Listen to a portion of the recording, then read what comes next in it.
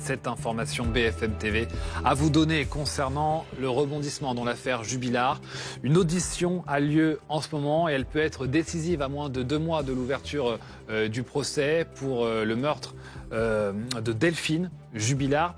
Pauline Revenat, c'est vous qui nous l'a révélé sur le plateau de BFM TV, l'audition de l'ex-petite amie de Cédric Jubilard qu'elle a rencontré en prison et à qui il aurait fait des aveux concernant le meurtre de sa femme. Oui, des aveux circonstanciés. Donc l'information BFM TV, c'est que cette jeune femme est entendue en ce moment par les enquêteurs de la section de recherche de Toulouse.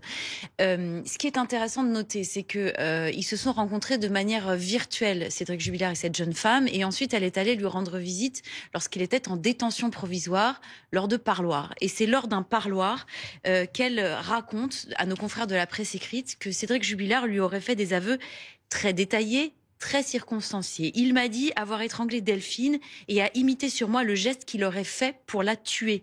Explique-t-elle à nos confrères, il s'est placé dans mon dos, il a posé une main sur mon front et a fait une clé de coude avec l'autre bras disponible. Il m'a expliqué avoir serré tellement longtemps que ça l'aurait provoqué une petite blessure sur son avant-bras. Ça avait été vu par le légiste qui avait examiné Cédric Jubilard le lendemain, mais il avait répondu qu'il s'était blessé en posant du parquet flottant. Ça, ce sont ses déclarations. Évidemment, les enquêteurs de la section de recherche de Toulouse, ils vont lui poser plus de questions sur ces déclarations. Et les deux questions, les deux pôles sur lesquels il faut se focaliser, c'est: est-ce que ce que raconte cette jeune femme est crédible? Est-ce que ce que raconte Cédric Jubilard à cette jeune femme est crédible? Et tout ça se fait dans un cadre légal qui a été donc décidé par la présidente de la cour d'assises, parce que vous le savez, le procès doit se tenir le 22 septembre à Albi. La présidente de la cour d'assises a ordonné un supplément d'information. C'est un cadre dans lequel les enquêteurs vont pouvoir entendre cette jeune femme, à l'issue de quoi il y a un rapport qui va être fait et qui va être versé à cette présidente de la cour d'assises, et toutes les parties vont pouvoir faire des observations à la lumière de ce rapport. C'est la première fois que de tels propos, de tels aveux sont rapportés par un témoin? Alors, ce qui est intéressant, c'est que Cédric Jubilard, il a fait des aveux à plusieurs personnes. Il a expliqué à un ancien codétenu un certain nombre de choses. Il a expliqué à sa mère un certain nombre de choses. C'est pas la première fois qui sème des petits cailloux sur les... Mais sa ligne de défense est la suivante depuis le début de l'instruction. Il nie absolument les faits qui lui sont reprochés et il clame son innocence avec ses 3 avocats. Ça, c'est la ligne de base. Ce qui est intéressant, c'est que cette jeune femme, elle a déjà été auditionnée en 2021 parce qu'elle était déjà la compagne de Cédric Jubilard. Elle avait déjà des relations virtuelles sur les réseaux avec lui.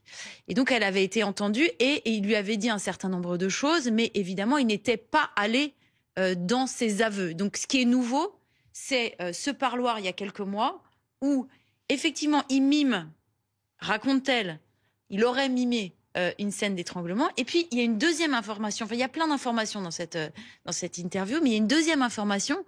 Parce que je rappelle que le corps de Delphine Jubilard n'a pas été retrouvé.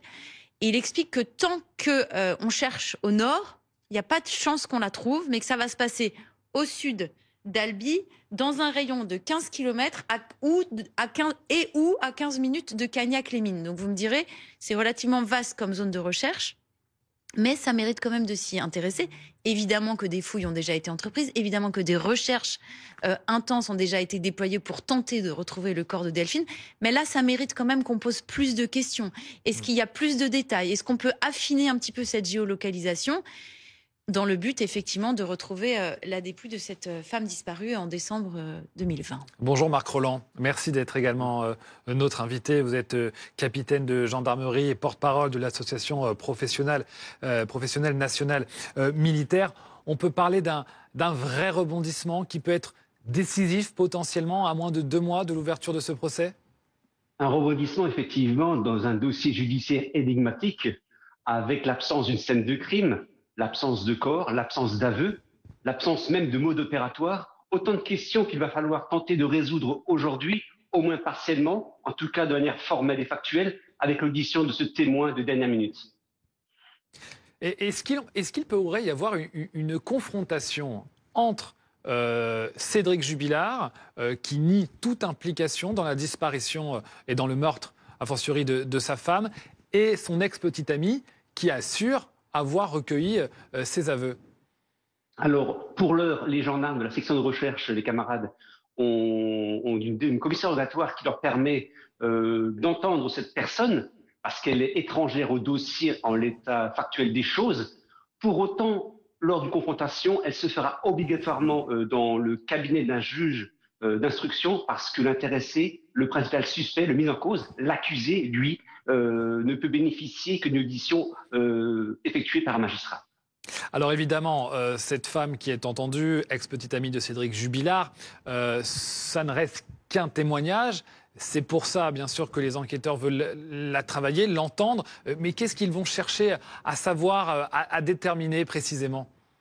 Déjà écouter ce qu'elle a à nous dire, par un jeu de questions-réponses, et puis essayer d'identifier les points d'achoppement qui seraient en cohérence ou en incohérence avec les éléments tenus dans le dossier pour lequel elle n'a aucun droit de regard. Donc autant d'éléments qui seront intéressants à exploiter au titre du rapprochement ou de la discordance, mais également d'identifier si son vocabulaire est celui de Cédric Jubilard, si les propos qu'elle rapporte sont cohérents ou si elle est simplement en train d'imaginer les choses, en train de rapporter des mensonges, parce qu'elle peut aussi être victime des mensonges rapportés par son ex-compagnon.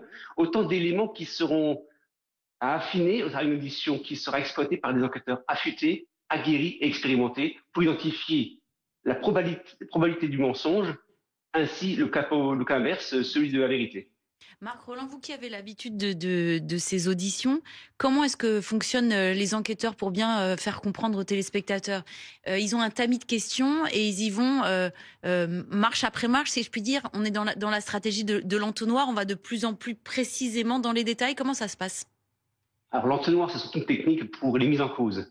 On essaie effectivement de les pousser à la faute. Là, dans le cas d'espèce, vous avez des enquêteurs qui sont formés, aguerris et qui surtout ont une parfaite connaissance du dossier.